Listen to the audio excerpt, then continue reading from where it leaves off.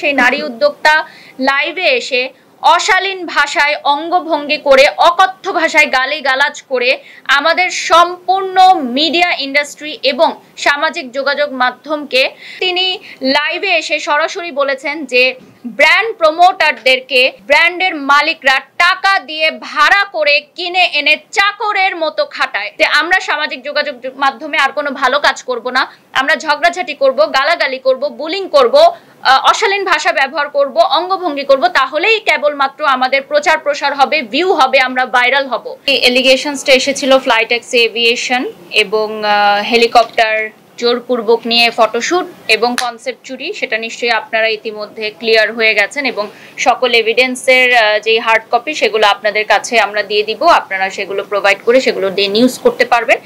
উদ্দেশ্য প্রণোদিতভাবে যে বা যারা বারবার আমার এই ক্যারিয়ার নষ্ট করতে চাচ্ছেন, আমার এই সুনাম, আমার দীর্ঘদিনের পরিশ্রম এবং সততার সাথে একটা জায়গা তৈরি করে আমি এখন ব্র্যান্ড প্রমোটার হিসাবে যে স্ট্যাবলিশ হয়েছি এবং আমি এখন এক বা একাধিক ব্র্যান্ডের ব্র্যান্ড অ্যাম্বাসেডর হিসেবে যুক্ত আছি, সেই সকল ব্র্যান্ডের ভ্যালু নষ্ট করা, সেই সকল ব্র্যান্ডের মানহানি এবং ব্র্যান্ড অ্যাম্বাসেডর হিসেবে আমি বারিশক আমার মানহানি করার জন্য কিছু দুষ্টু চক্র উঠে পড়ে লেগেছে। আপনারা বিগত কয়েক মাস আগেও দেখেছেন একটি বেসরকারি টেলিভিশনে আমাকে বিভিন্নভাবে হেয় করার চেষ্টা করা হয়েছে এবং পরবর্তীতে বিভিন্ন কন্টেন্ট ক্রিয়েটাররা বা নতুন ব্র্যান্ড প্রমোটাররা আমাকে নিয়ে বিভিন্ন ধরনের কন্টেন্ট তৈরি করেছে, যেটা আমার জন্য মানহানিকর।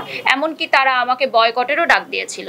এই যে আবারও পুনরায় সেই একই ব্যক্তিরা যারা আসলে এই হেলিকপ্টার শুটের সাথে যুক্ত ছিলই না এবং সেই নারী উদ্যোক্তা উনি পরিচয় দিয়েছেন যে যেই ফ্রড ওনার নামটা হচ্ছে রোজা।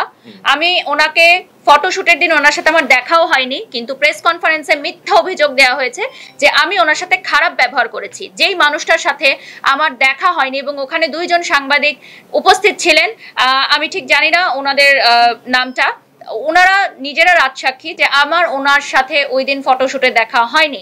আমি এই সকল বিষয়টা একটু শর্টে বলে দেই। সেটা হচ্ছে আপনারা রিসেন্ট দেখেছেন যে প্রেস কনফারেন্সে আপনারা গেছিলেন, সেখানে অভিযোগকারী যিনি রোজা আছেন, যাকে এখন আমরা ফ্রড হিসাবে আপনাদের কাছে প্রমাণগুলো দিলাম, তার সাথে তার বড় বোন পরিচয় দেওয়া বা ছোট বোন পরিচয় দেওয়া যে নারী উদ্যোক্তা ছিলেন এবং তার পাশে আরেকজন মেয়ে ছিলেন যার নামে আমার অলরেডি কোর্টে মামলা চলছে।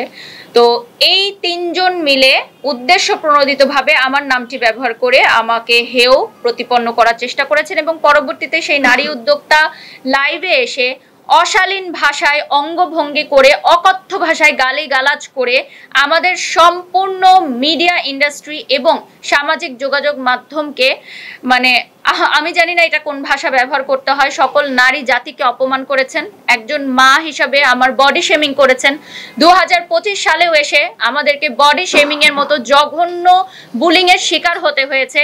আমার মানসিক স্বাস্থ্যের কথা চিন্তা করে আমি আজকে এখানে এসেছি যে এই ধরনের নারীরা যারা সামাজিক যোগাযোগ মাধ্যমে বুলিং করে থাকেন এবং এইটাই এস্টাবলিশ করে থাকেন যে বুলিং করার মাধ্যমেই ফেসবুক রিচ এবং ফেসবুকের ভিউ বাড়ানো যায়, তাহলে আমাদের পরবর্তী জেনারেশন বা সমসাময়িক যারা আছে তারা এটাই ধরে নিবে যে আমরা সামাজিক যোগাযোগ মাধ্যমে আর কোনো ভালো কাজ করব না, আমরা ঝগড়াঝাটি করব, গালাগালি করব, বুলিং করব, অশালীন ভাষা ব্যবহার করব, অঙ্গভঙ্গি করব, তাহলেই কেবলমাত্র আমাদের প্রচার প্রসার হবে, ভিউ হবে, আমরা ভাইরাল হব। তিনি লাইভে এসে সরাসরি বলেছেন যে ব্র্যান্ড প্রমোটারদেরকে ব্র্যান্ডের মালিকরা টাকা দিয়ে ভাড়া করে কিনে এনে চাকরের মতো খাটায়।